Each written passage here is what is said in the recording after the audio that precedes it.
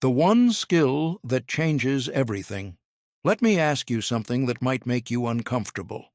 Have you ever walked into a room and felt completely invisible, while someone else with no better looks, no higher degree, no more money than you, somehow commanded every conversation, every glance, every moment of energy in that space? You've seen that person. Maybe you've envied them. Maybe you've told yourself they were just born that way. They weren't. What you witnessed wasn't luck. It wasn't genetics. It wasn't some mysterious gift handed out randomly by the universe. What you witnessed was behavioral science in action, a precise, learnable, repeatable set of psychological principles that govern every single human interaction on the planet. Here's the truth that most people never discover. Social mastery is not a personality trait. It's a skill set. And like every skill set, from playing piano to writing code, it can be learned, practiced, and perfected. This audiobook is going to rewire the way you see every conversation you've ever had. By the time you finish it, you will never look at a handshake, a pause in conversation, a glance across the room, or a moment of silence the same way again. You'll understand why some people get hired on the spot and others never get called back, even when their resumes look identical. You'll understand why certain leaders inspire loyal teams, while others, despite formal authority, are quietly undermined at every turn. You'll understand why some relationships deepen effortlessly over years, while others stay frustratingly shallow no matter how much effort gets poured into them. And more importantly, you'll know exactly what to do about it. This isn't theory buried in academic journals. This is applied behavioral science drawn from neuroscience labs, evolutionary psychology, organizational research, and real-world social dynamics, translated into practical tools you can use starting today. Whether you're a 25-year-old professional in Chicago trying to break into a competitive industry, a 45-year-old executive in Seattle navigating complex organizational politics, or a 65-year-old in Miami who simply wants deeper, more meaningful relationships in the second half of life, this audiobook was built for you. Social mastery is not about manipulating people. It's not about pretending to be someone you're not. It's about understanding the biological and psychological data streams flowing through every human interaction and learning to work with them rather than against them. Because here's what the science tells us. Humans are not random. We are predictable in profoundly interesting ways. Our brains follow ancient evolutionary scripts. Our emotions operate according to neurochemical rules. Our social behaviors are shaped by millions of years of tribal living that encoded specific patterns into our nervous systems. The people who understand those patterns don't just get ahead. They build the kind of authentic influence, deep relationships, and magnetic presence that make life genuinely richer. Let's begin. The invisible architecture of every human interaction. Think about the last conversation you had that felt genuinely off. Maybe it was a job interview that went sideways for reasons you couldn't name. A dinner party where you said all the right things, but somehow the chemistry never clicked. A pitch meeting where you were confident going in and confused coming out. What was happening beneath the surface of that interaction? What invisible forces were shaping the outcome before you even opened your mouth? Here's what the behavioral science reveals. Every human interaction is simultaneously running on at least 5 psychological tracks, and most people are only consciously aware of one. The first track is threat detection. Within the opening seconds of any social encounter, your brain is executing a rapid-fire threat assessment that you didn't ask for and can't override. Your amygdala, the alarm center buried deep in your limbic system, is scanning the environment at processing speeds that predate conscious thought by hundreds of millions of years. Is this person safe? Are they in my social group or outside of it? Do they have more resources, status, and influence than I do? Or less? Could this interaction hurt me? In a prehistoric savanna, these were life-or-death calculations. Today, they still fire in the boardroom, the first date, the networking event, and the Zoom call with your boss.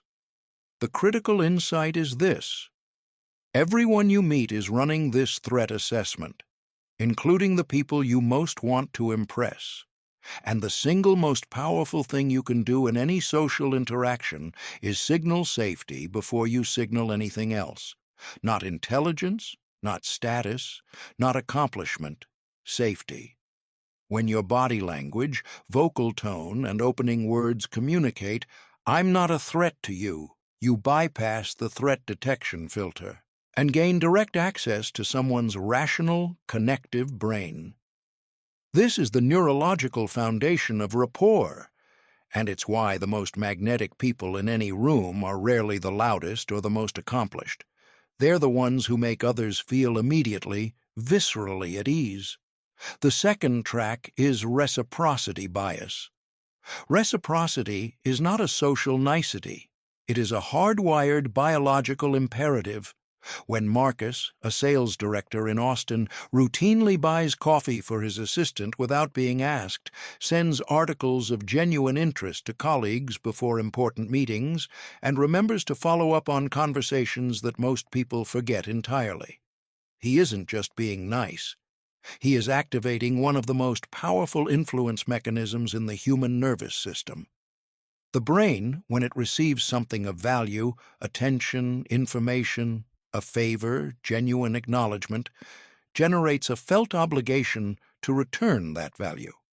This is why reciprocity-based networking consistently outperforms transactional networking by a factor that social researchers find remarkable. The person who gives without an obvious agenda accumulates social capital at a rate that no strategic ask can match. The ethical application of this principle begins with a simple question: what can I offer this person that would genuinely help them? Not what you can get, not what angle serves your goals. What is actually useful to them? The third track is social proof. Humans are herding animals. This isn't an insult. It's evolutionary engineering. Our ancestors survived in groups, and individual behavior in complex social situations was perpetually calibrated against the behavior of the group. What are the people most like me doing here? That ancient question fires in modern brains constantly. It's why a restaurant with a line out the door seems more appealing than an empty one. Why a speaker who gets a standing ovation becomes more credible to those who just arrived. Why the moment one person at a networking event makes a beeline toward a guest speaker. 3 more follow. Understanding social proof means you can shape social contexts deliberately. When you want to build momentum around an idea in a team meeting, start by securing 1 or 2 early, public advocates before you present to the group. When you want to normalize a new behavior in an organization, find the people others look to and get them moving first. The herd follows signal fire. Be the first signal. The 4th track is status signaling. Every interaction contains a quiet, largely unconscious negotiation about relative social position. This is not about arrogance or ego. It is about how human groups organize themselves for collective function. High-status behavioral signals include deliberate, unhurried movement, vocal authority that doesn't require volume, comfortable use of physical space, genuine curiosity about others without the need for their approval. Low-status signals include fast, appeasement-driven speech, constant verbal qualifications and apologies, physically compressed, apologetic body language. Here's what's crucial. Status is largely self-assigned. Others read your behavioral cues and calibrate their response to you accordingly. This means that by consciously shifting your behavioral signals, not faking them, but genuinely developing the internal states that generate those behaviors, you shift how every room treats you. The fifth track is emotional contagion. Your emotional state is not private. It broadcasts continuously through your facial microexpressions, vocal prosody, breathing patterns, and posture. And through a system of mirror neurons in the brains of everyone around you, it spreads. The anxiety of one team member before a high-stakes presentation will quietly elevate stress hormones in everyone sitting nearby. The calm confidence of a leader walking into a crisis will, within minutes, measurably shift the nervous systems of the people around her. This is not metaphor. This is neuroscience. The implication is radical. Your emotional state is a social responsibility. Managing your own internal climate is not just personal wellness. It is one of the most direct forms of influence available to you. These 5 tracks are running in every conversation you have, every meeting you attend, every relationship you're building. The difference between people who seem effortlessly magnetic and everyone else is not talent. It's awareness. The socially masterful have learned to see these tracks and to work with them consciously rather than being silently driven by them. Your social brain, the most sophisticated machine ever built. Your brain is, at its core, a social organ, not primarily a logic processor, not primarily a survival calculator. A social organ designed by millions of years of evolutionary pressure to navigate the staggering complexity of human group living. Understanding how your social brain is wired is the single most important piece of knowledge you can carry into any interaction. Because when you understand the machine, you can work with it rather than against it. Let's start with what neuroscientists call the most expensive real estate in the human skull, the prefrontal cortex. Located just behind your forehead, the prefrontal cortex is where your higher-order social intelligence lives. Emotional regulation, complex social reasoning, long-term consequence assessment, reading the emotional state of others, all of it flows through this region.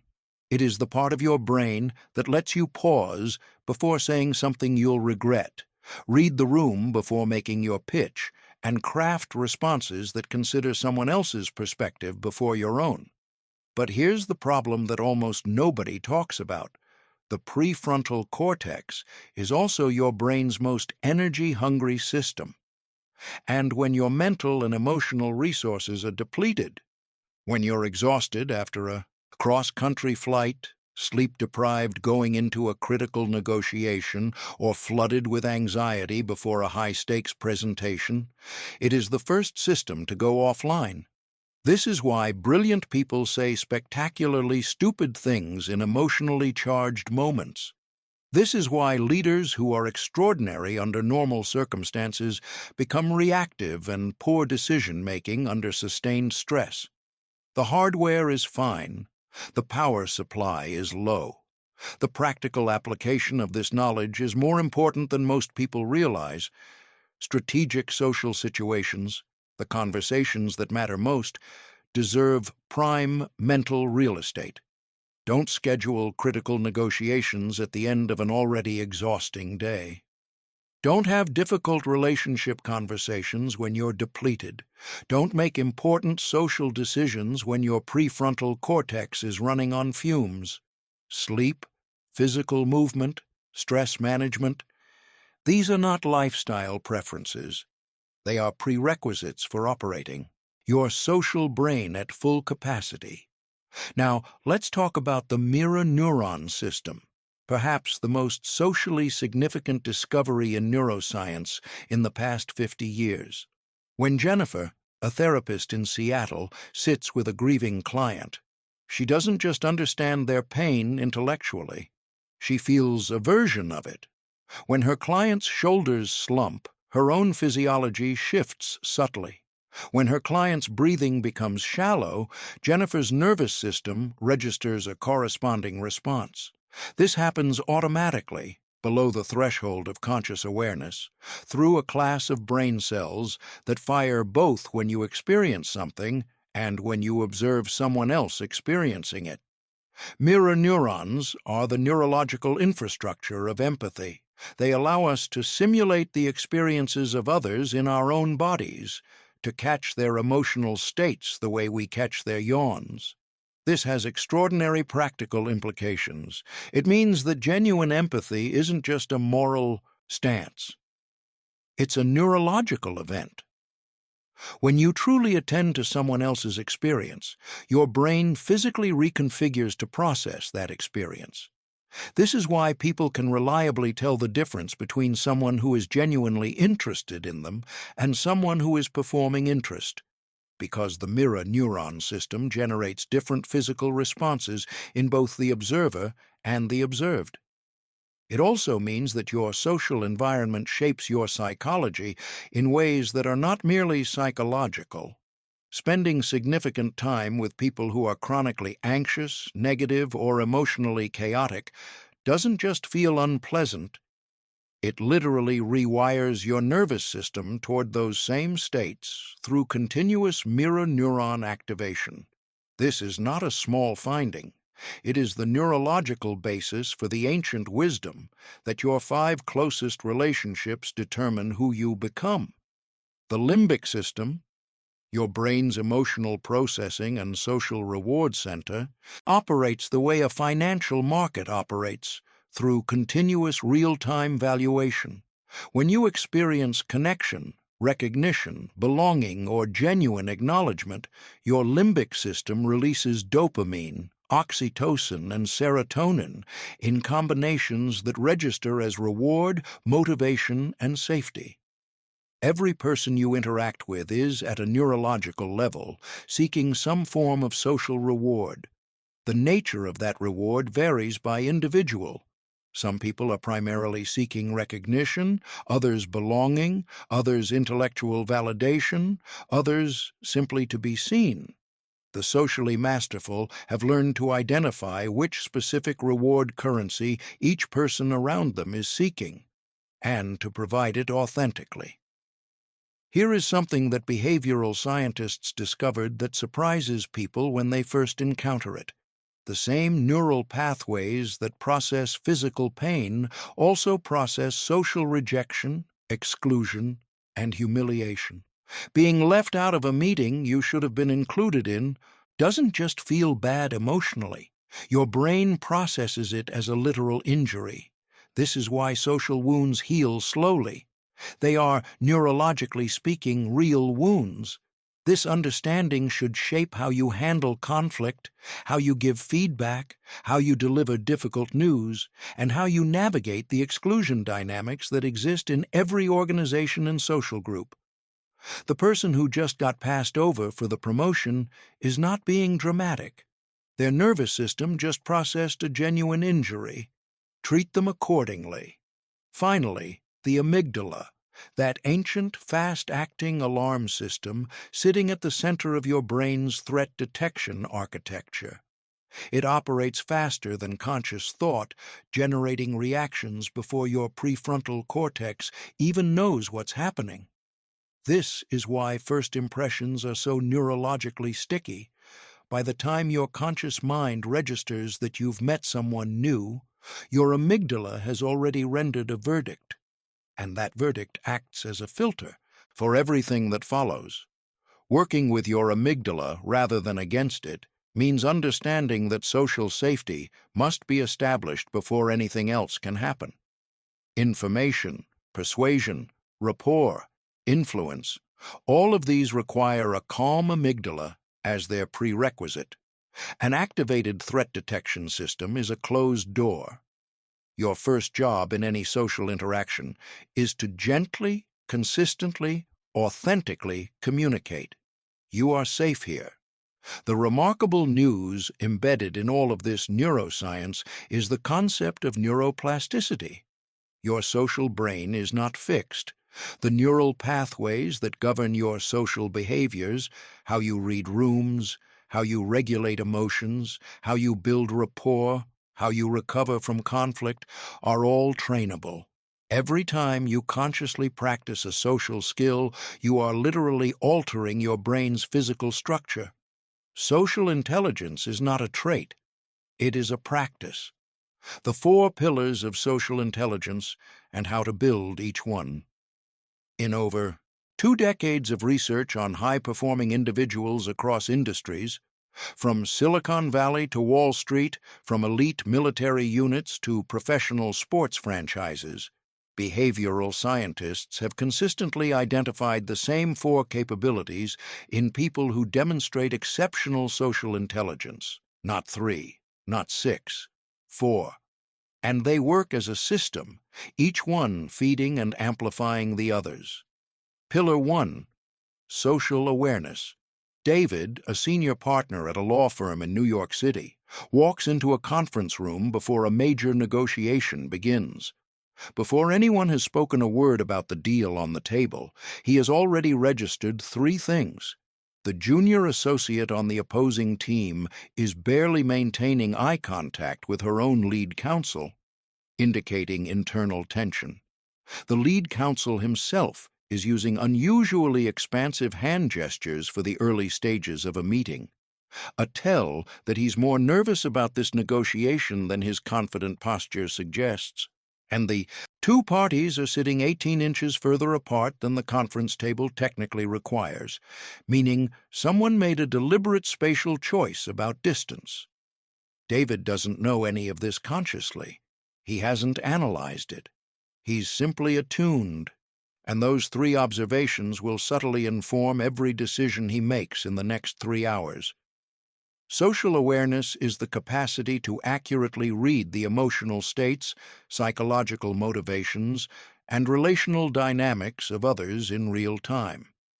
It is built on the ability to shift attention outward, away from the continuous internal broadcast most people live inside, and toward the rich informational landscape of human expression. Most people miss most of what's happening around them in social situations because they are processing their own internal experience. What am I going to say next? How am I being perceived? Did that land well? What's the subtext of what just happened? This internal focus consumes attentional bandwidth that could be directed outward. Social awareness training begins with a simple but profound practice. In your next 3 conversations, commit to speaking less than you normally would, and listening with everything you have. Not just to words, to pace, to emphasis, to what gets glossed over, to the microexpressions that flash across someone's face in the half-second before their curated response follows. You will be astonished at what you've been missing. Pillar 2. Self-management. Here is a truth that is almost universally underestimated. You cannot influence others if you cannot influence yourself. Every interaction you have is mediated through your emotional state. When you're anxious, it broadcasts through your vocal quality, your posture, your word choice, your micro-expressions, even when you're trying to conceal it. When you're genuinely grounded and present, that too broadcasts, and others' nervous systems register it as safety and confidence. Self-management is the capacity to regulate your own internal state, not suppressing authentic emotion, but developing the ability to consciously choose your emotional response rather than being hijacked by automatic reactions. This pillar begins with a skill that sounds deceptively simple: emotional labeling. The moment you can name an emotional state, "I'm feeling defensive right now," or "this situation is triggering anxiety in me," you create distance between yourself and the emotion. Neuroscience research from UCLA demonstrates that labeling emotional states measurably reduces their intensity by engaging the prefrontal cortex in a process that dampens amygdala activation. You don't suppress the emotion, you observe it. And in that moment of observation, you regain the capacity to choose your response. Advanced self-management includes the ability to deliberately shift your emotional state to match the needs of a given situation. This is not performance.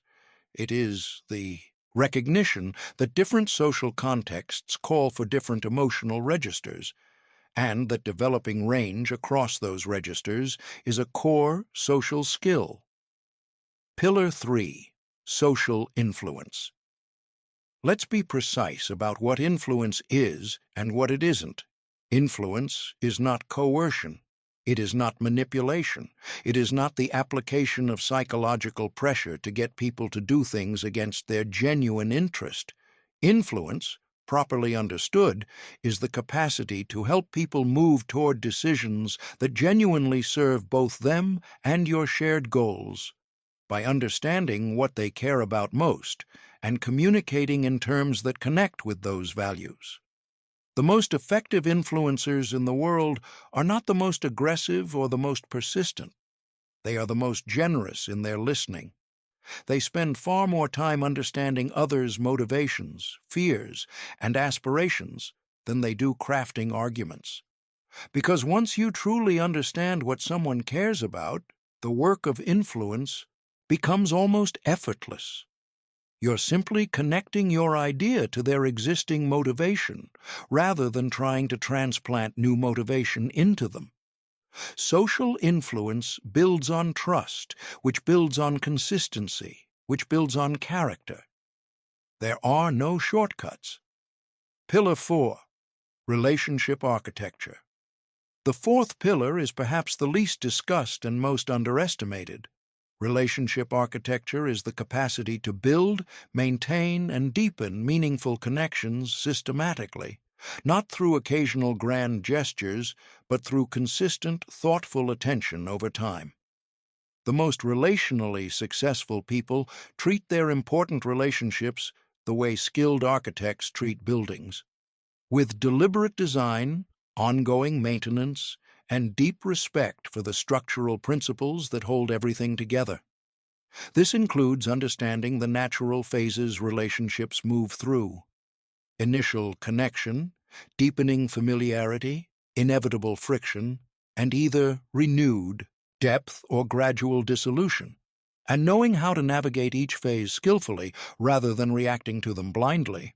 It includes developing systems for remembering what matters to the people in your life: their significant milestones, their ongoing challenges, the names of their children, the projects they're most excited about.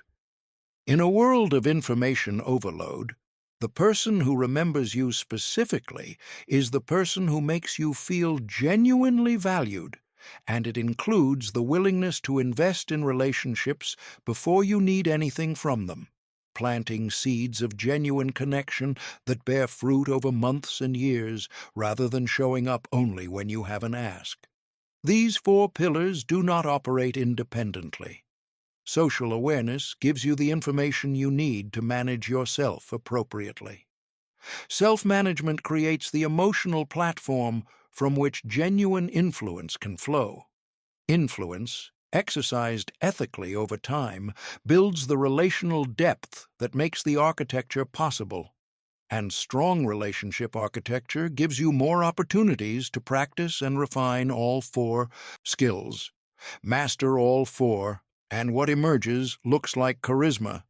What it actually is: learned social intelligence, operating at full integration. Decoding personality, how to adapt to anyone in any situation. One of the most persistent myths in social psychology is the idea that great communicators have a single style that works with everyone. The opposite is true. The most socially effective people are adaptive. They read the psychological wiring of the person in front of them and adjust their communication approach accordingly, not because they're being fake, because they understand that the same information delivered in the wrong style is functionally useless, while that same information delivered in the style that matches someone's natural processing patterns lands with extraordinary impact. Behavioral science has identified 4 core dimensions on which people differ in how they perceive, process, and respond to the world. Dimension 1, where people direct their energy. People recharge through social interaction. External stimulation energizes them. Verbal processing helps them think. Group environments generate creativity rather than drain it. Others recharge in solitude. Quiet time to process is a cognitive necessity, not a preference. Depth of one-on-one conversation is more valuable than breadth of social contact. They often have extraordinarily rich interior intellectual lives that are not immediately visible in social settings. Neither orientation is superior. Both are simply different operating systems. In a Chicago marketing firm, Naomi, the most extroverted member of the creative team, generates her best ideas by talking them through with colleagues in rapid-fire brainstorming sessions.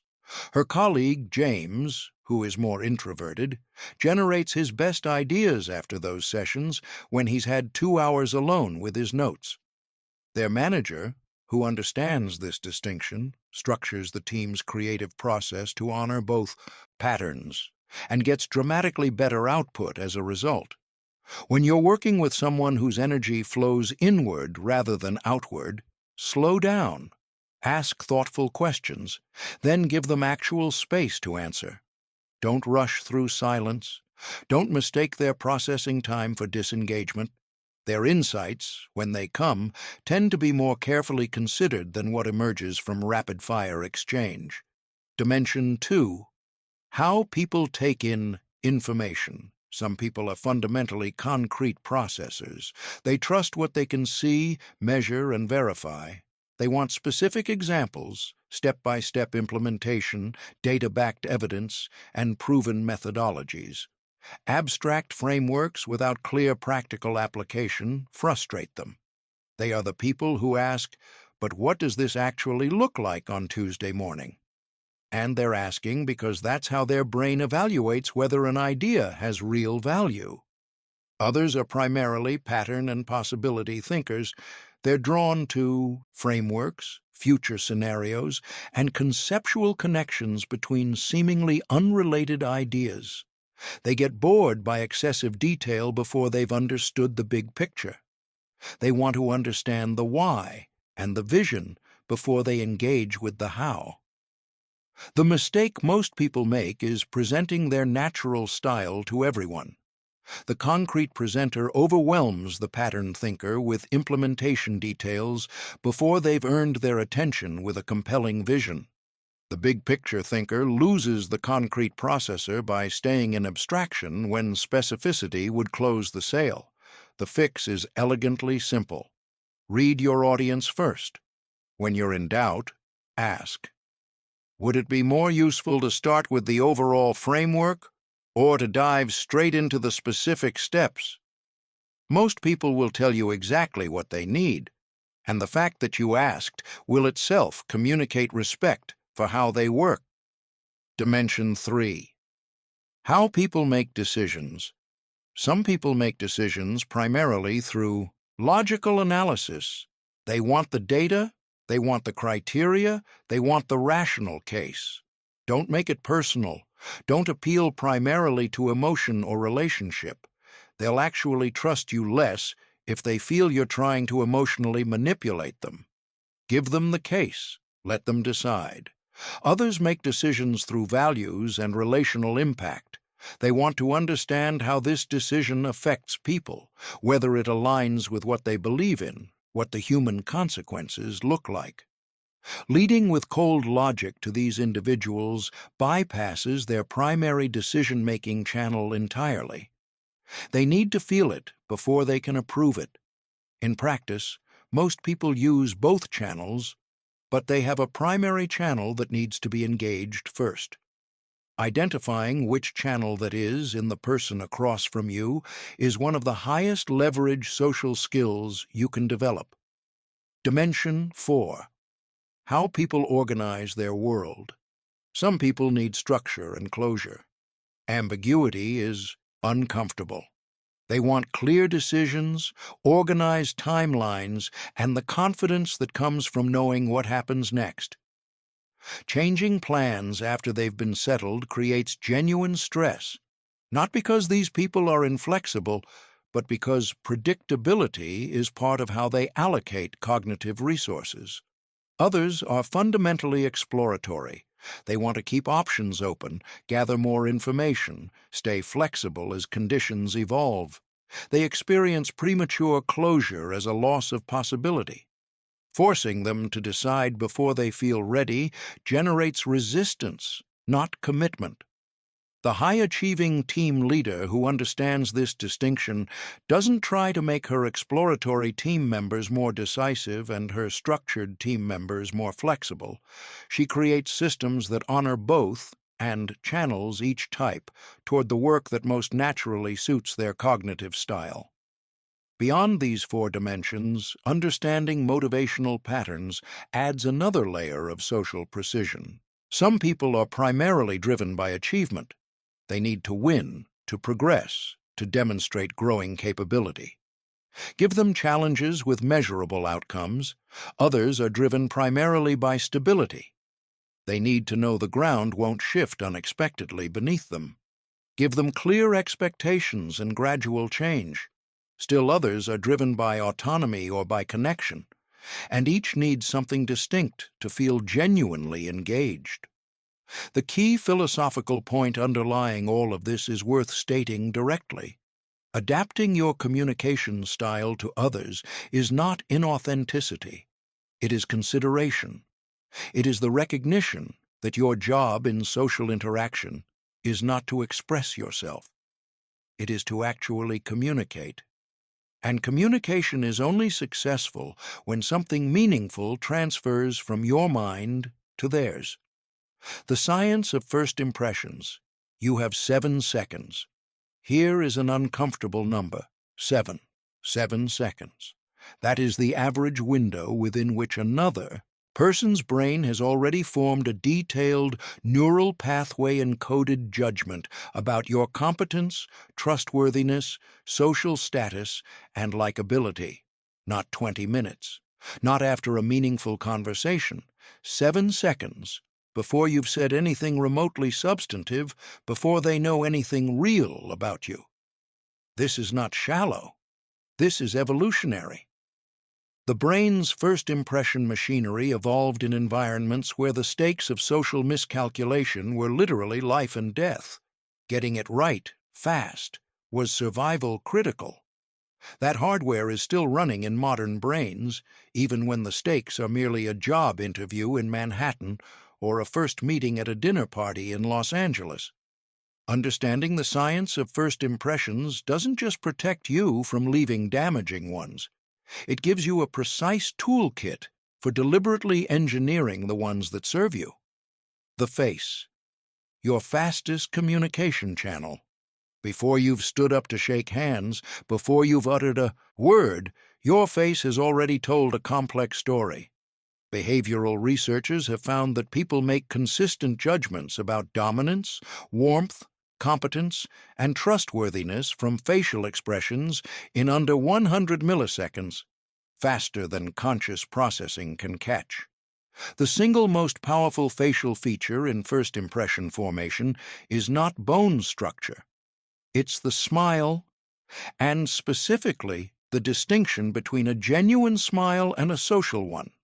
A genuine smile, what researchers call a Duchenne smile, named after the French neurologist who first characterized it, involves involuntary contraction of the muscles around the eyes, creating the fine lines at the outer corners that we associate with warmth and authenticity. A social smile involves only the mouth. The difference registers in observers' brains automatically and below the threshold of conscious analysis. When you smile genuinely, the other person's mirror neuron system activates a corresponding response, generating actual positive emotion in their nervous system. When you smile socially, that same system flags a subtle incongruence, and trust takes a micro hit. You cannot manufacture a Duchenne smile through muscular effort, but you can generate the internal states that produce one naturally by genuinely finding something interesting or appealing about the person you're meeting, by arriving in a state of curious engagement rather than anxious performance, by actually wanting to be there. Posture, the status signal that precedes speech. Before you open your mouth, your body has already broadcast your emotional state, your confidence level, and your approximate social status to every brain in the room. Research by behavioral scientists, including Amy Cuddy's widely cited work on embodied cognition, demonstrates that postural positioning affects not just how others perceive you, but how you experience yourself. Standing with upright alignment, open shoulders, and grounded, weight distribution for even 2 minutes measurably shifts hormonal profiles in ways that generate genuine confidence. This is not power-posing mysticism. This is the bidirectional relationship between body and mind. Your posture shapes your neurochemistry, which shapes your behavior, which shapes others' perception of you, which shapes the interaction. The loop starts wherever you choose to intervene, and physical positioning is one of the most direct entry points. Voice. The instrument. You're not training. When Kevin, an executive at a financial services firm in Boston, gave presentations early in his career, he routinely got feedback that he seemed uncertain, despite knowing his material cold. The problem wasn't his knowledge, it was his voice, slightly high-pitched, fast-paced, with a tendency to end declarative statements with rising intonation. His brain was broadcasting competence. His voice was broadcasting anxiety. The psychology of vocal communication reveals something counterintuitive. People process how you say something before they process what you said. Vocal signals are analyzed by the auditory cortex and social processing systems at a speed that predates the semantic processing of language. Lower-pitched, slower-paced, resonant vocal delivery is universally interpreted as authority, competence, and confidence. Not because it sounds impressive, but because it corresponds to the physiological signals of a calm, regulated nervous system. Fast, high-pitched, upward-inflected speech corresponds to the physiological signals of an anxious, threat-activated one. You don't need to artificially lower your voice. You need to breathe properly, from the diaphragm, with full breath support. And you need to slow down. Most people who believe they speak at a normal pace are speaking at an anxious pace. The deliberate pause, the moment of silence before an important point, is one of the most underused tools in vocal communication. It signals that you are not afraid of silence. And that specific quality reads, universally, as confidence. The primacy effect. Why first impressions are so sticky. Here's the cognitive mechanism that explains why first impressions are so difficult to revise. The primacy effect. Once your brain has rendered a first impression verdict on someone, it does not process subsequent information neutrally. It processes it through the filter of that initial judgment. If you've been coded as competent, ambiguous behaviors get interpreted charitably as signs of competence. If you've been coded as untrustworthy, those same ambiguous behaviors get interpreted suspiciously. This filter operates automatically and largely outside conscious awareness. It means that a negative first impression isn't just an inconvenience. It actively distorts the perception of everything you do subsequently. The practical implication is stark. It is dramatically more efficient to invest in strong first impressions than to spend energy attempting to repair poor ones.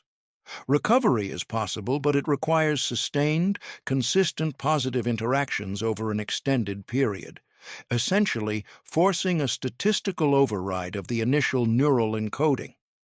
Invest in the first 7 seconds. The return is enormous. Microexpressions, reading the emotional truth beneath the surface. The human face is capable of producing over 10,000 distinct expressions through the coordinated activation of 43 different muscles. Most people believe they have reasonable control over their emotional display. The behavioral science says otherwise. Microexpressions, involuntary facial movements that last between 1/15th and 1/25th of a second, carry the unfiltered emotional truth that occurs before the conscious mind can impose its curated response. These are not subtle tells, visible only to trained professionals. Once you understand what you're looking for, they become visible in everyday conversation, and they provide a layer of emotional intelligence that completely transforms your understanding of what's actually happening in any interaction. FBI negotiators use micro-expression reading to detect deception. Clinical psychologists use it to assess emotional states their patients are working to conceal. Effective executives use it to understand how their communication is actually landing rather than how they hope it is. You can develop this skill. Here's the foundation. The 7 universal expressions. In the 1960s and 70s, psychologist Paul Ekman conducted cross-cultural research across populations on 6 continents, including cultures that had had virtually no contact with Western media, and identified 7 facial expressions that appeared identically across all groups. These expressions are neurologically hardwired. They appear across ages, cultures, and backgrounds, and, crucially, they are produced automatically when the corresponding emotion is experienced. Faster, then conscious suppression can intervene. Happiness, genuine happiness, activates the muscles around the eyes, producing the Duchenne markers discussed earlier, along with the upward movement of the mouth corners. It appears and fades quickly. A smile that persists beyond what a genuine emotional response would sustain is almost certainly social rather than authentic. Sadness, identified by the subtle drooping of the upper eyelids, a slight loss of focus in the eyes, and the gentle downward pull at the outer corners of the mouth. The inner eyebrows may draw up and together, creating a small triangular tension in the center of the forehead. When you notice this expression flash across someone's face during a conversation, even when they're maintaining a composed overall presentation, it tells you that something in the exchange just touched a wound. Respond to the emotion, not just the content. Anger, the drawing together and downward pull of the eyebrows creates vertical furrows between them. The eyelids tighten, the jaw sets, the lips press together or thin. Anger, micro-expressions often flash during conversations where someone is maintaining a calm, professional exterior, and they are one of the most important signals to catch early. An anger flash caught and gently addressed before it builds is a completely different management challenge than the same frustration allowed to compound in silence. Fear? Raised upper eyelids exposing white above the iris, tensed lower eyelids, eyebrows drawn together and elevated, and a mouth that may pull back slightly at the corners. When someone flashes fear in a professional context, they are frequently experiencing it as uncertainty about what's being asked of them, about the consequences of a decision, about whether they have the resources to meet a challenge. Recognizing this allows you to respond with reassurance and specificity rather than interpreting their hesitation as resistance. Surprise, raised eyebrows, dramatically widened eyes, dropped jaw. Surprise is typically the briefest of the 7 expressions because it resolves almost immediately into the emotion that follows. Genuine surprise cannot be convincingly faked. The muscle movements are too coordinated and too fast for conscious simulation. Surprise tells you that information has landed in a way that violated someone's expectations. This is useful diagnostic information about your communication. Disgust, the wrinkling of the nose, slight elevation of the upper lip, and the subtle pushing upward of the lower eyelids. Disgust in professional settings is rarely physical. It's most often moral. A flash of genuine offense at something that has violated the person's values, standards, or sense of propriety. Missing this signal and continuing forward can transform a minor friction point into a fundamental breach. Contempt, the only asymmetrical universal expression, appearing as a slight raising of one side of the mouth and a corresponding tightening. Contempt communicates superiority, disdain, and moral dismissal. In relationships, personal or professional, contempt is one of the most damaging emotional signals in the human repertoire, precisely because it creates hierarchy and distance rather than friction that can be worked through. If you see contempt in someone's expression, you are looking at a relationship problem that needs direct attention. How to use this knowledge. The critical principle in applying micro-expression reading is this: micro-expressions tell you what someone is feeling. They do not tell you why. A flash of anger during your presentation might indicate disagreement with your idea, or it might indicate frustration with a completely unrelated situation that followed them into the room. Use micro-expressions as questions, not as answers. When you notice a micro-expression that contradicts someone's verbal communication, someone saying, "That sounds great," while flashing a micro-expression of doubt, your move is to gently surface the discrepancy. I want to make sure this actually works for you. Does any part of this concern you? That simple move, made possible only by the micro-expression read, regularly transforms a surface agreement into a genuine one. Body language mastery, what people broadcast. Without words, the body is the most honest communicator in any interaction.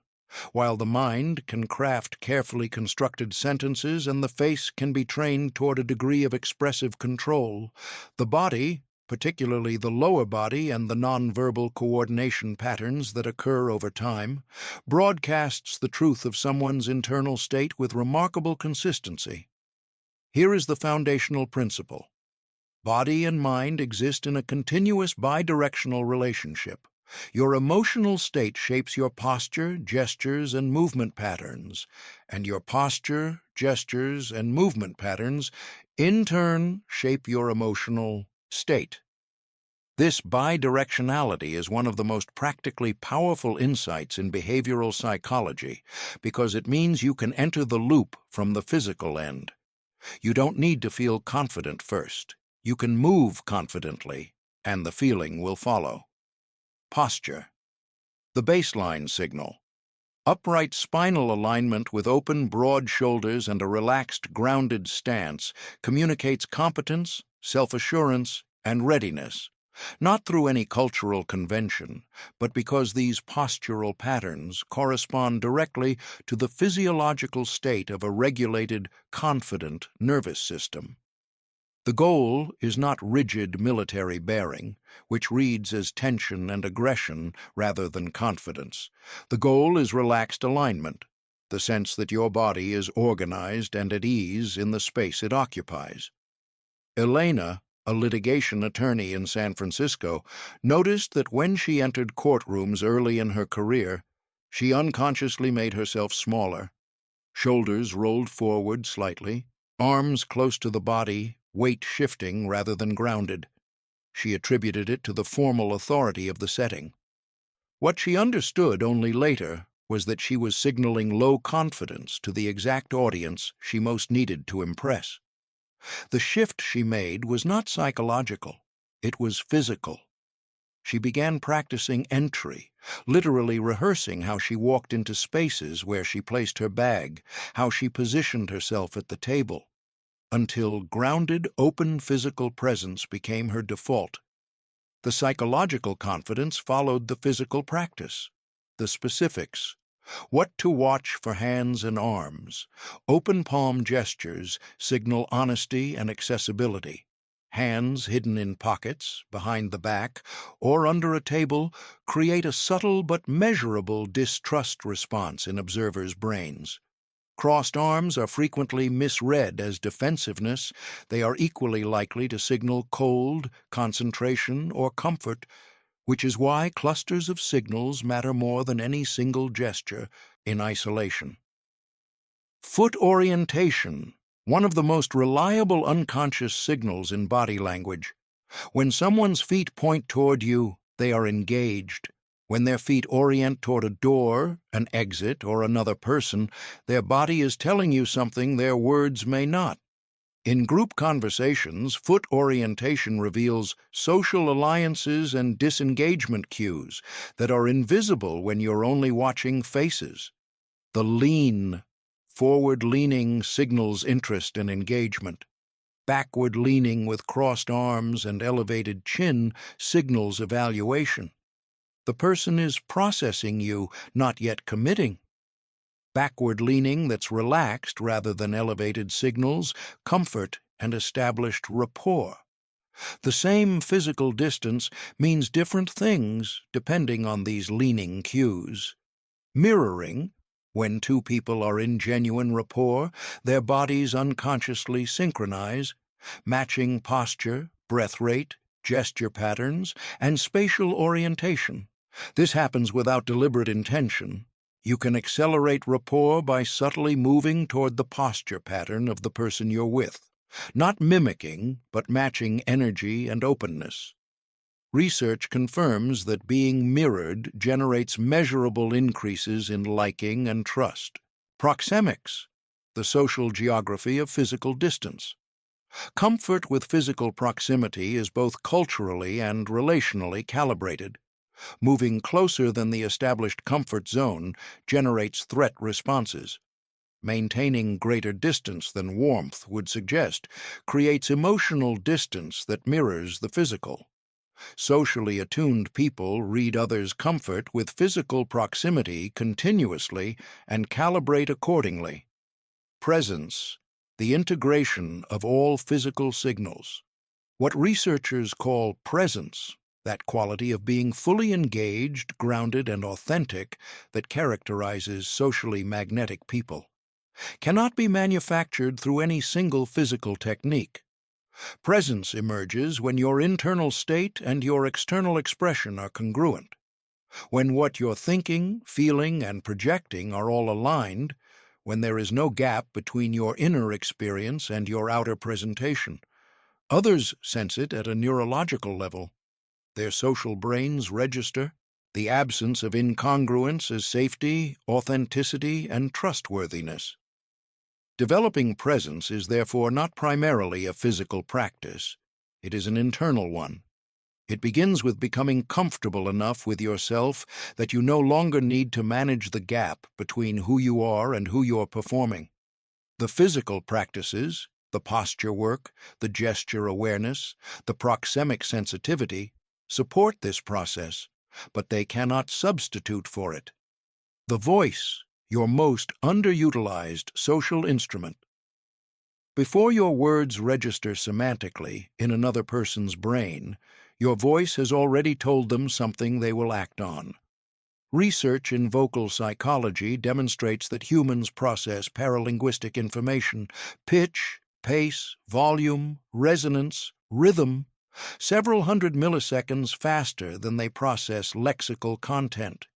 By the time someone has consciously parsed the meaning of your sentence, their social brain has already rendered a preliminary verdict about your emotional state, confidence level, and trustworthiness based entirely on how you said it.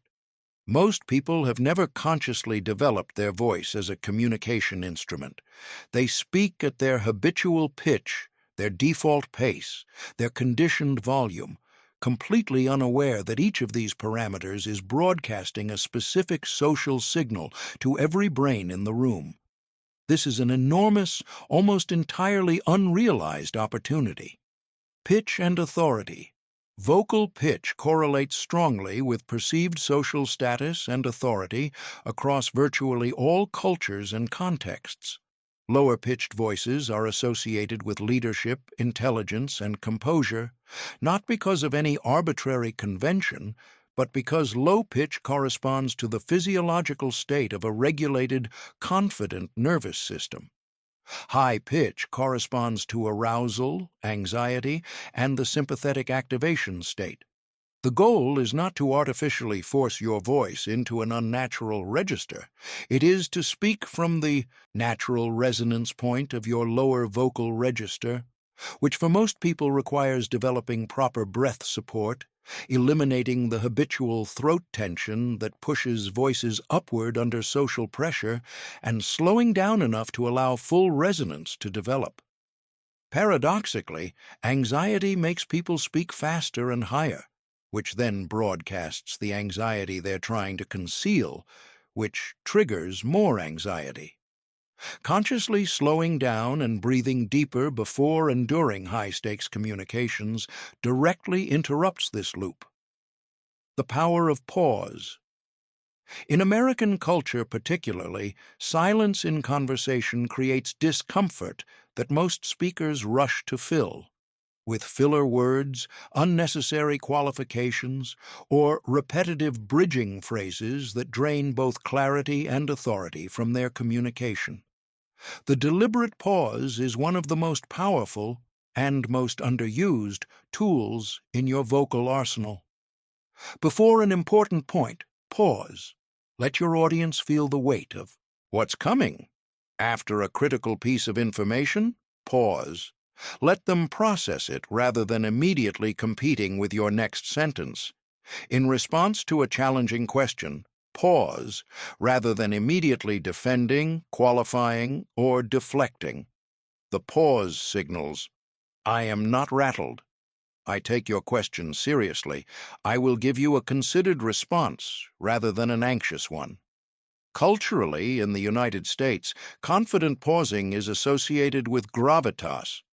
Rushed speech is associated with either excitement or anxiety, both of which reduce perceived authority. The rule is simple. The more important what you're about to say is, the slower and more deliberately you should say it. Vocal fry, uptalk, and filler words. 3 speech patterns have become increasingly prevalent in American public communication, and all 3 measurably reduce how speakers are perceived in professional contexts. Vocal fry is the creaky, low-pitched gravel quality that occurs when the voice drops to its lowest register with insufficient breath support. Despite its association with certain cultural aesthetics, research consistently finds that vocal fry reduces perceived competence, trustworthiness, and employability across evaluator age groups. Uptalk is the pattern of ending declarative statements with rising intonation, making every sentence sound like a question. It communicates uncertainty even when none exists. It erodes authority, even from people who are genuinely expert in what they're discussing. Filler words, like, kind of, are cognitive placeholders that allow the speaking brain time to catch up with itself. They are evolutionarily adaptive. They are socially damaging. Every filler word signals a moment of uncertainty, and a consistent pattern of them signals habitual uncertainty. Eliminating these patterns requires awareness before behavior change. Record yourself speaking in natural conversation. Listen to the recording with the specific intention of catching these patterns. The discomfort of this exercise is enormous, and the improvement that follows it is equally enormous. The psychology of influence, how to change minds without force. Influence is the most misunderstood concept in social psychology. In popular culture, influence tends to be portrayed as either manipulation, getting people to do things against their genuine interest, or as some mystical gift possessed by charismatic individuals who seem to bend reality around their preferences without effort. The behavioral science paints a completely different picture. Influence, rigorously studied, is a set of principles, consistent, replicable, and grounded in the evolutionary psychology of decision-making that operate according to rules that can be understood, applied, and used ethically. The foundational insight established through decades of neuroscience research is this: all human decisions are fundamentally emotional, even when they feel rational. Research on patients with specific types of prefrontal damage, impairments to emotional processing while leaving logical reasoning intact, demonstrates something counterintuitive. These patients become worse decision-makers, not better. Without emotional input, the rational mind cannot assign value or priority to options. Logic structures the decision. Emotion drives it. Effective influence, therefore, must speak to both channels, the emotional and the rational, in the appropriate sequence. Emotion first, to gain access. Logic second, to provide justification. The 6 principles.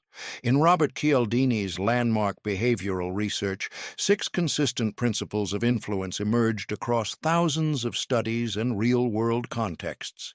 These principles are not techniques, they are descriptions of deep psychological mechanisms that operate whether we understand them or not. Reciprocity, the most universal of the 6. Provide genuine value before asking for anything, and you activate a neurological debt mechanism that has been evolutionarily encoded for millions of years. This is not manipulation, provided the value you offer is authentic and genuinely useful.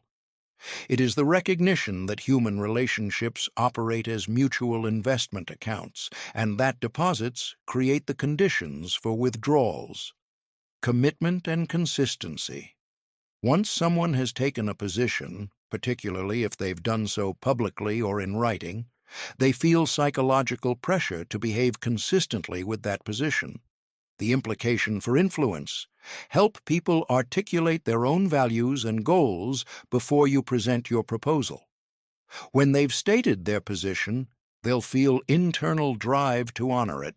Social proof. In uncertain situations, people look to what similar others have done. The most relevant social proof is always the proof that comes from the most closely identified reference group. A Silicon Valley founder is more influenced by what other founders in her space have done than by population-level statistics. A first-generation college student is more influenced by stories from similar first-generation students than by average outcome data. Liking, we are influenced by people we like. We like people who are similar to us, who show genuine interest in us, who find us interesting and competent, and who we associate with positive experiences. The ethical application of this principle is straightforward. Be genuinely curious about people, find and highlight real commonalities, and create positive experiences in your interactions. This is not tactics. This is being a good human being. Authority. People defer to credible expertise. Demonstrating authority does not require formal credentials. It requires demonstrated competence, confident presentation, and the visible respect of others whose judgment the target audience trusts. Build genuine expertise, display it appropriately, and let others introduce your qualifications where possible. Scarcity. People value things more when they're rare or potentially unavailable. This principle must be applied only when genuine scarcity exists. Artificial urgency is manipulation that ultimately destroys trust. But when real constraints exist, time, access, resources, making them explicit is both honest and influential.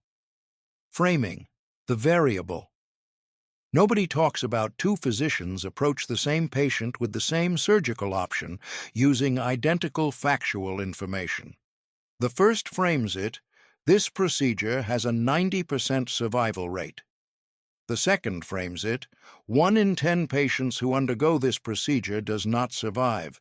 Statistically equivalent. Psychologically, worlds apart. Framing is the selection and arrangement of information that determines what emotional and cognitive response gets activated before the content is even processed. The same facts generate completely different emotional reactions, risk assessments, and decisions depending on how they're framed. The principle for application: know what your audience fears most and values most, and frame your information in terms of those coordinates. For risk-averse individuals, frame proposals in terms of what they stand to lose by not acting. For opportunity-seeking individuals, frame proposals in terms of what they stand to gain by acting. For values-driven individuals, frame proposals in terms of the deeper mission they're already committed to.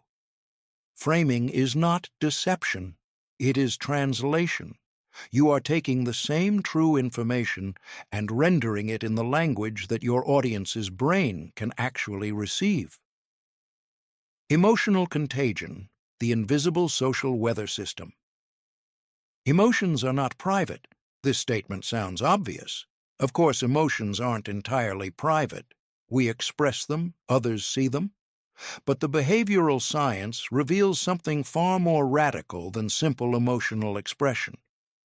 Your emotional state physically transfers into the nervous systems of the people around you, reshaping their neurochemistry, their cognitive processing, and their behavior, often before anyone is consciously aware that any emotional transmission has occurred. This is emotional contagion, the automatic, involuntary synchronization of emotional states between individuals through unconscious mimicry, shared physiological activation, and mirror neuron-mediated neurological coupling. The mechanism works in 3 layers. Layer 1, automatic mimicry. When Rachel, a team leader at a technology company in Austin, walks into a tense Monday morning meeting with the visible physiology of anxiety: slightly elevated shoulders, rapid speech, short breath, slightly elevated vocal pitch, her team members' bodies begin unconsciously mirroring these patterns within minutes, not because they're aware of doing so, because their mirror neuron systems are running the same simulation her nervous system is broadcasting. Before a single word about the business situation has been exchanged, Rachel has altered the hormonal environment of the room. The converse is equally true. Leaders who walk into crisis situations with slow, deliberate movement, full breathing, grounded posture, and calm vocal prosody are not just appearing calm. They are physiologically inducing a degree of calm in the people around them, creating the neurological conditions under which effective decision-making can occur, even under pressure. Layer 2. Emotional convergence. The physical mimicry generates actual emotional experience. Because emotions are partly constructed from physical sensations and autonomic patterns, when your body mimics someone's emotional physiology, you begin to feel a version of what they're feeling. This is the neurological basis of empathy. When Marcus, a therapist in New York, says that he can feel his client's emotional states, he is describing a real neurological event, not a metaphor.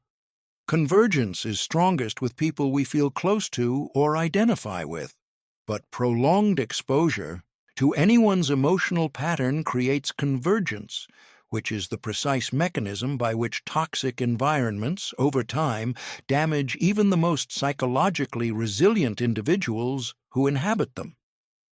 Layer 3. Group amplification. When multiple people share the same emotional state simultaneously, the individual experience amplifies. The collective excitement at a championship game is not the sum of individual excitements. It is larger. The collective fear in an emergency is not the average of individual fears. It is more intense. The group magnifies what individuals bring to it. This principle has direct implications for team leadership, event design, meeting facilitation, and organizational culture. The emotional temperature at the beginning of any group experience sets the trajectory of everything that follows. and the emotional temperature is set, whether consciously or not, by the person with the most social authority in the room.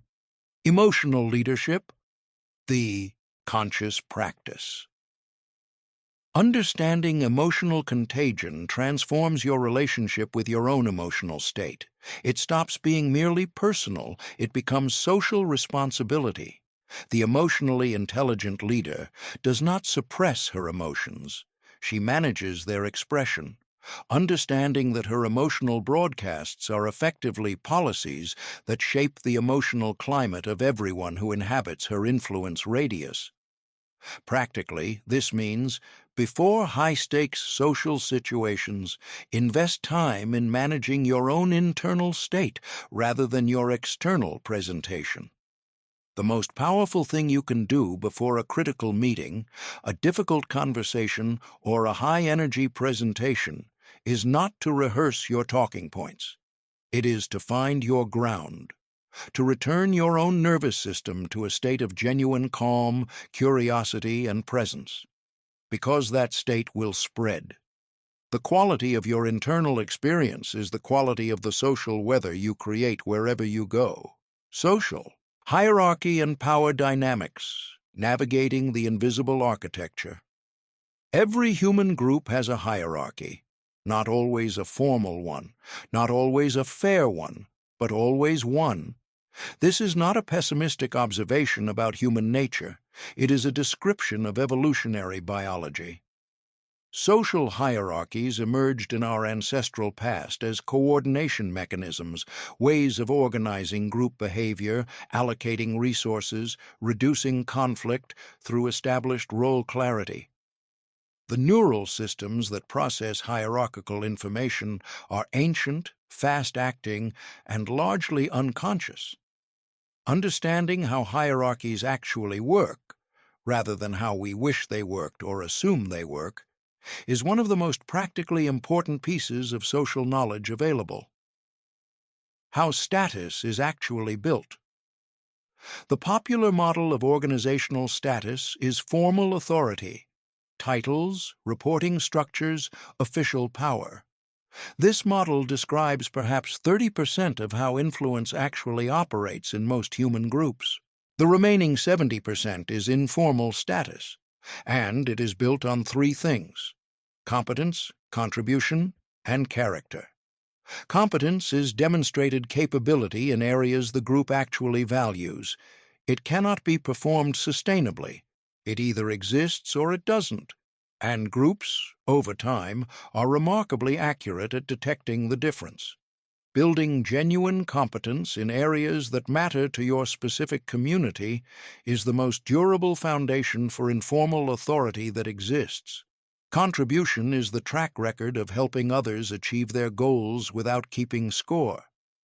High-status individuals in functional groups are typically resources for the people around them. The person who introduces you to the right contact, who shares knowledge without hoarding it, who remembers what you need and brings it to you before you ask. This runs counter to the intuition that status requires scarcity and competition. The behavioral science is clear.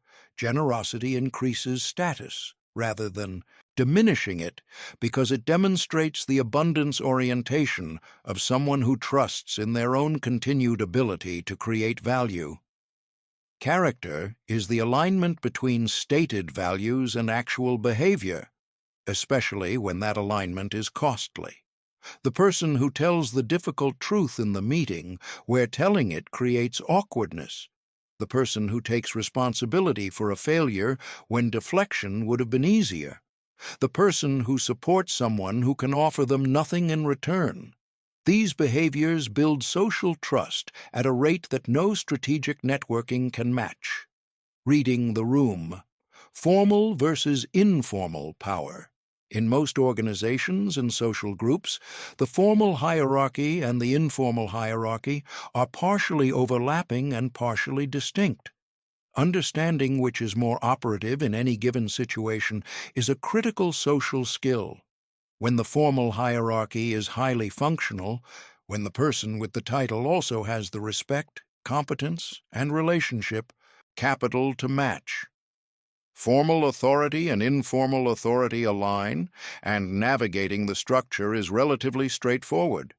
When they diverge, when the person with the title lacks the competence or character that would earn informal authority, or when someone lower in the formal structure has accumulated enormous informal influence, social navigation becomes considerably more complex. In these situations, the socially intelligent move is to understand where the real decision-making authority actually lives, rather than where the org chart says it lives. The senior vice president may have approval authority, but if his executive assistant controls access and has been with the organization for 20 years, her informal influence on outcomes is significant. The team lead may lack seniority, but if she is the recognized technical expert and the go-to resource for half the department, her view on technical decisions will carry more weight than the formal hierarchy suggests. Mapping informal power structures, understanding who influences whom, who has accumulated trust across silos, who the connectors and the brokers are, is one of the highest leverage analytical exercises available to anyone trying to navigate a complex social system. Status displays versus authentic status. One of the most common errors in organizational behavior is the confusion between status signaling and status being. Dominance displays, voice elevation, aggressive interrupting, territorial behavior, name-dropping, credential flaunting may temporarily position someone as high status in superficial social interactions. In sustained relationships, they backfire almost universally. Authentic high status has a completely different behavioral signature. It is relaxed. It does not need to prove itself. It is spacious rather than compressed, curious rather than defensive, generous rather than competitive. It is characterized by the ability to make other people feel more capable, more seen and more important in its presence, rather than less so. The most powerful social move available in most status-competitive environments is to stop competing for status and start generating value. The person who is genuinely focused on making the group succeed, helping others achieve their goals, and building the collective capability of the team eventually accumulates more informal authority than anyone who is playing a zero-sum status game. Conflict psychology and the path to resolution. Conflict is inevitable. This is not a statement about human failure. It is a statement about the mathematics of diverse perspectives, limited resources, and the deeply personal nature of values. The question is never whether conflict will arise. The question is whether you possess the psychological tools to transform conflict from a destructive force into something that generates deeper understanding, stronger relationships, and better collective decisions. The behavioral science of conflict resolution begins with a single insight that reframes everything. Most conflicts are not about what they appear to be about. When two colleagues in a Denver marketing agency argue for 3 weeks about the allocation of project budget, they believe they are arguing about money. The behavioral scientist watching the same argument sees something different. One person is fighting for recognition, for the signal that her judgment is trusted. The other is fighting for control, for the security of predictability in an environment that has recently felt uncertain. Neither of these underlying needs has been named. Neither has been addressed. Until they are, no budget resolution will stick, because the issue is not the budget. The neuroscience of conflict. When people feel threatened, criticized, or disrespected, the amygdala activates the same threat response system that evolved to respond to physical danger. Cortisol and adrenaline flood the system. The prefrontal cortex, which handles empathy, complex reasoning, and perspective-taking, progressively goes offline as threat intensity rises. This is why people say things in conflict that they would never say in calm conversation. It's not a character failure. It is the predictable behavior of a nervous system responding to perceived threat with evolutionarily coded defense mechanisms. Understanding this has a radical practical implication. The first objective in any conflict situation is not resolution. It is de-escalation. You cannot have a productive conversation with someone whose prefrontal cortex has been taken offline by a threat response. Your first job is to create enough psychological safety that the other person's higher-order thinking can come back online. This means lower your own defensive reactivity first. Match your vocal tone to the seriousness of the situation without matching the emotional charge. Create physical conditions, seated rather than standing, side by side rather than face to face, appropriate rather than intimidating physical distance that reduce physiological threat signals. Slow everything down. Positions versus interests. Fisher and Urey's foundational conflict resolution research introduced a distinction that should be taught in every school. The difference between positions and interests. A position is what someone says they want. An interest is why they want it. The underlying need the position is designed to serve. When two people are locked in positional conflict, every concession feels like a loss, and every compromise feels like defeat. When the same conflict is reframed around underlying interests, creative solutions that satisfy both parties' real needs become visible.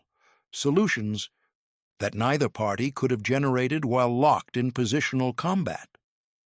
The practical application is a set of questions that every skilled conflict resolver learns to ask. Help me understand what's most important to you here. What would a good outcome look like from your perspective?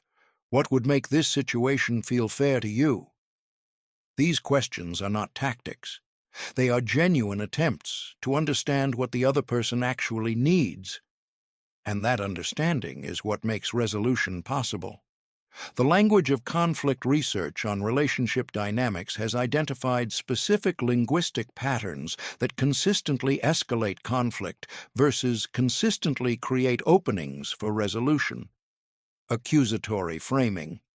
You always do this. You never listen. You're the problem here. Activates threat responses and shuts down rational processing. It also tends to be factually inaccurate, which gives the other person legitimate grounds to argue rather than resolve. Descriptive framing. Specific behavioral observations rather than character attributions, combined with first-person accounts of impact, creates space for dialogue. When this deadline moved without my being consulted, I felt excluded from a decision that affects my work directly, and I'm concerned it may happen again, is a completely different conversation opener than "you never keep me in the loop." The linguistic difference is not merely stylistic. It targets different neural processes. Accusatory language activates the defense system. Descriptive language activates the problem-solving system. Face-saving, the forgotten variable. In conflict resolution, one of the most reliably overlooked factors is the need for dignity preservation. People need to be able to change their positions, admit mistakes, and move toward new understandings without losing face in the process. When resolution requires someone to publicly abandon a position they've defended vocally and in writing, they will resist that. Resolution even when they've privately decided you're right, because the social cost of being seen to capitulate is experienced as more damaging than the ongoing cost of the conflict. The socially intelligent conflict resolver creates conditions for graceful position shifts. This might involve acknowledging how the other person's original position made sense given the information available at the time. Framing the evolution toward resolution as a collaborative discovery rather than a concession, ensuring that the new understanding can be described as something both parties contributed to building. When dignity is preserved, resolution accelerates dramatically. When it isn't, impasse can persist indefinitely. even after both parties privately agree. Building authentic charisma. The three elements. The word charisma carries mystical connotations that the science does not support. Charisma is not a divine gift. It is not a fixed personality trait. It is not something you either have or don't have. Behavioral research on charismatic leadership and interpersonal magnetism has consistently identified the same three elements in people who generate the experience of charisma in others, and all three are learnable. Element 1. Presence.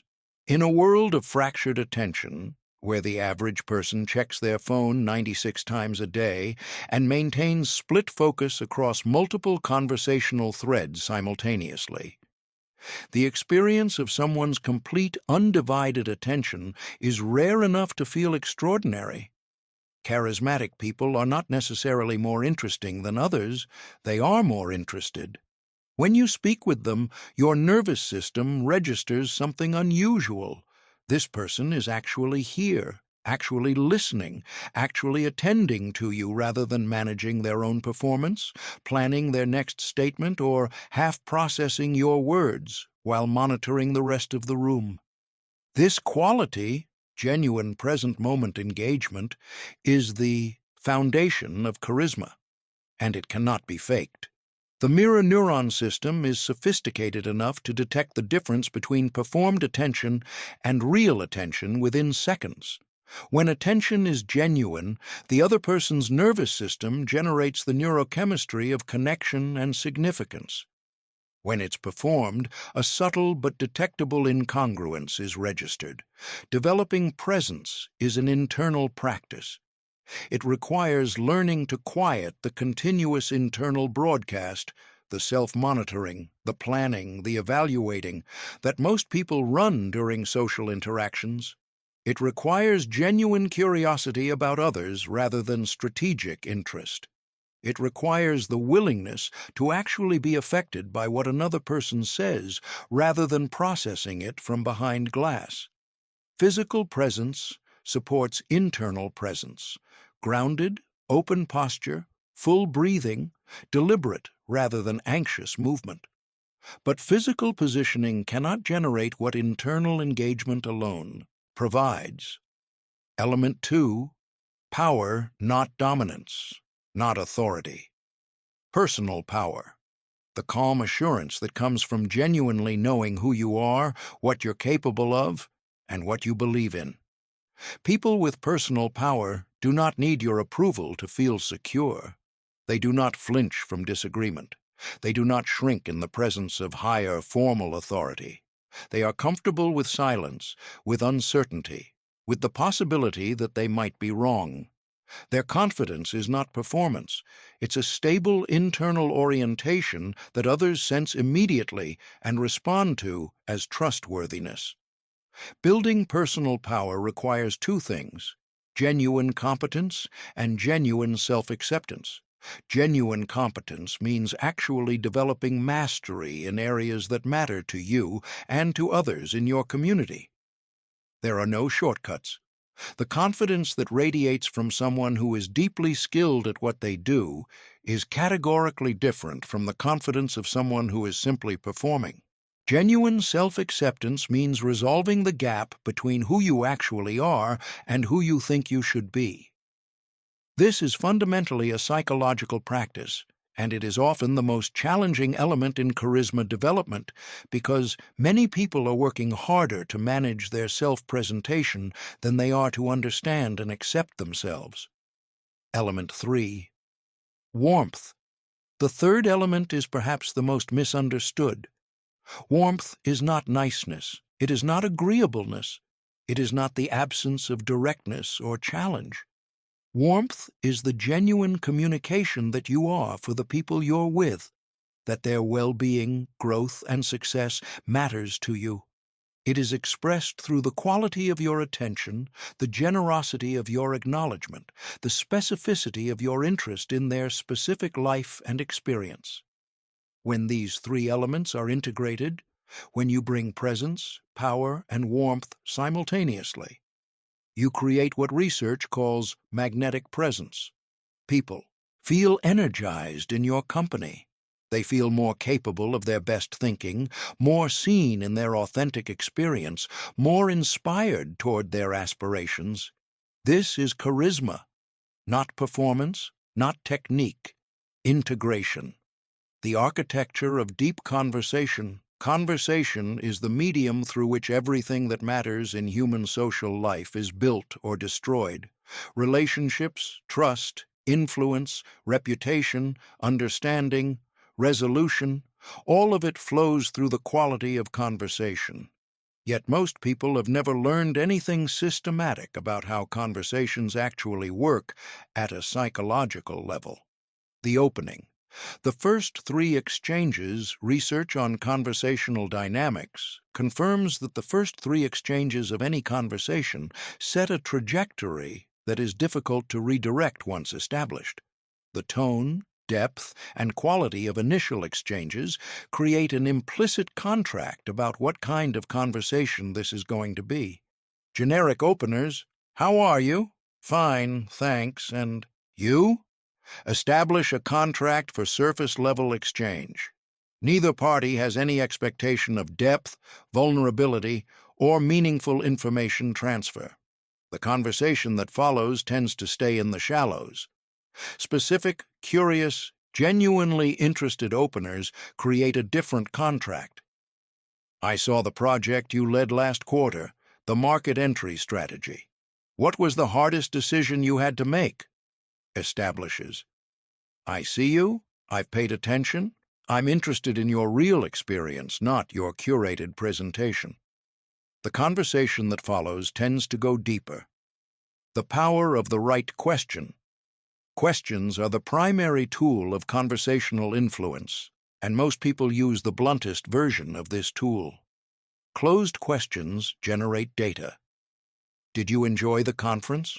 Yields yes or no. Open questions generate insight. "What from the conference are you still thinking about?" Yields something genuinely revealing. Reflective questions generate the most powerful responses of all. "What made that the hardest decision?" "What surprised you most about how that turned out?" "If you were doing it over, where would you start?" These questions invite people to think in ways they haven't before. And people consistently experience the person who asked those questions as uniquely intelligent, interesting, and worth spending time with. This is the paradox of deep questioning. You become more interesting by being more genuinely interested in others. Conversational threading. Every conversation generates threads, details, references, passing mentions that create opportunities for exploration. The skilled conversationalist catches these threads and pulls them, not manipulatively, but with genuine interest in what they might reveal. When someone mentions in passing that they spent years in Tokyo before moving to Seattle, that passing mention contains worlds. "What took you there? What was that shift like? What do you miss?" Threading demonstrates that you're actually listening. Not waiting, not evaluating, not composing your next statement, but receiving what someone is saying and finding it genuinely interesting. People who feel genuinely heard are significantly more likely to share more honestly, engage more openly, and experience the interaction as meaningful. This is not a social technique. It is the natural result of actual listening. Emotional calibration. The emotionally intelligent conversationalist does not maintain a fixed emotional register throughout an interaction. They read the moment, the other person's emotional state, the gravity or lightness of the topic, the need of the moment, and respond with appropriate calibration. When someone is sharing something difficult, matching their seriousness rather than reflexively trying to lighten it, communicates respect. When someone is excited, matching their energy creates connection. When someone needs to think through a complex problem, holding steady and offering thoughtful questions rather than rushing to solutions creates the space that allows real thinking to happen. Emotional flexibility, the capacity to genuinely meet someone where they are rather than staying fixed in your own emotional comfort zone, is one of the most potent relational skills available and one of the rarest. The art of endings, conversations end. Most people don't think about how they end. The behavioral science suggests they should. The psychological principle of recency, the companion of primacy, establishes that the last moments of any interaction disproportionately influence how the entire interaction is remembered and evaluated. Strong conversational endings are not rushed exits. They are intentional conclusions. They might involve a specific piece of genuine appreciation for something the other person shared, a callback to something discussed earlier that demonstrates you are listening throughout, a concrete next step that suggests you intend to continue the connection, or simply a warm, unhurried acknowledgement of the value of the exchange. People whose conversations end well get remembered as better conversationalists than those whose conversations, however substantive, simply trail off. The architecture of lasting trust and influence. We have arrived at the foundation beneath all foundations. Everything in this audiobook, the social awareness, the self-management, the understanding of personality and hierarchy and influence and conflict, is in service of a single overarching goal, the creation of deep trust. Because without trust, influence is coercion. Without trust, relationships are transactions. Without trust, social intelligence is mere social performance. Trust is the medium through which all genuine human connection flows. Behavioral scientists have identified 3 dimensions on which people assess trustworthiness, and the crucial insight is that all 3 must be present. The absence of any single dimension prevents the development of deep trust, regardless of how strong the other 2 are. The 3 dimensions are ability, benevolence, and integrity. Ability is your demonstrated competence and reliability. Can you actually deliver? Do you follow through on commitments? Does your performance match your self-presentation? This dimension is built through consistent execution, not through impressive claims, not through credentials that aren't backed by demonstrated capability, but through the accumulated evidence of showing up and doing what you said you would do. Benevolence is the evidence that you are for the people you're working with, that you genuinely care about their well-being and success, not just as it serves your own agenda. This is demonstrated not in grand moments, but in small ones. Whether you recommend someone for an opportunity that doesn't benefit you, whether you notice when a colleague is struggling and do something about it, whether you share information you didn't have to share because someone else needed it. The critical nuance of benevolence is that it must be genuine. The human social brain is exquisitely calibrated to detect strategic caring, the performance of concern that is actually instrumental. When benevolence is detected as performance, it backfires catastrophically, generating more distrust than no benevolence at all would have. Integrity is the alignment between stated values and actual behavior, especially when that alignment is costly. It is relatively easy to be honest when honesty is cheap. Integrity is revealed when honesty is expensive, when the truth reflects poorly on you, when maintaining your commitments requires sacrifice, when the ethical path requires foregoing an attractive shortcut. Integrity is assessed primarily through small moments rather than dramatic ones. How you handle the minor commitments, how you speak about people who aren't in the room, how you respond when you're wrong, how you treat people who have no power to help you. These are the data points that build or erode the trust architecture over time. The vulnerability paradox. One of the most counterintuitive findings in trust research is what might be called the vulnerability paradox. Appropriate vulnerability. Admitting mistakes, acknowledging uncertainty, sharing genuine challenges. increases trust rather than diminishing it. This runs counter to the self-presentation instinct, which drives people to curate an impression of competence and invulnerability. The research is unambiguous.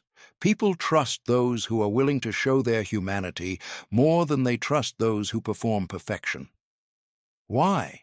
Because perfect self-presentation triggers the social brain's incongruence detector. When there is too great a gap between the flawless presentation and the complexity we know is present in every human being, we unconsciously register the gap as potential deception. When someone admits a mistake while also demonstrating what they learned from it, or acknowledges genuine uncertainty while maintaining confidence in their ability to figure things out, the alignment between their presentation and the reality we know must exist generates an increase in perceived authenticity, and therefore in trust. The practical calibration: share challenges you've moved through, not ones that are currently overwhelming you. Acknowledge mistakes in the context of what you've learned. Express uncertainty about situations while projecting confidence in your capacity to navigate them. Building trust. Over time, the compound effect. Trust is not built in gestures, it is built in time. Every consistent action taken in alignment with your stated values is a deposit. Every commitment kept, regardless of inconvenience, is a deposit. Every moment of generosity that serves no obvious self-interest is a deposit. Every honest conversation that required courage to have is a deposit. These deposits compound. As your track record of trustworthiness accumulates, each new relationship begins at a higher baseline because your reputation precedes you. People who have heard about you from those you've worked with, led, or served carry an inherited trust that accelerates the entire relationship-building process. This is why the single most important reputation strategy available to anyone is simply to behave with integrity in every interaction, regardless of whether anyone important is watching. Because, as the science of social networks tells us, everyone is eventually connected to everyone else. And the way you treat people when nothing is at stake is always, eventually, witnessed. The end game: trustworthy influence. In the opening pages of this audiobook, I promised you that by its conclusion, you would not think the same way about human interaction. I hope the preceding 15 chapters have delivered on that promise. The human beings around you are not random. They are operating according to ancient evolutionary programs, neurological patterns, psychological principles, and social dynamics that are consistent, learnable, and ultimately beautiful in their predictability. Understanding those patterns does not reduce people to mechanisms. It allows you to meet them more fully, to see them more clearly, to serve their actual needs more precisely, to connect with them more genuinely. Social mastery is not about becoming someone else. It is about becoming more fully yourself, more aware, more intentional, more present, more capable of creating the kinds of interactions and relationships that make life genuinely rich. The science is here. The principles are clear. The only remaining variable is practice. Every conversation you have from this moment forward is an opportunity.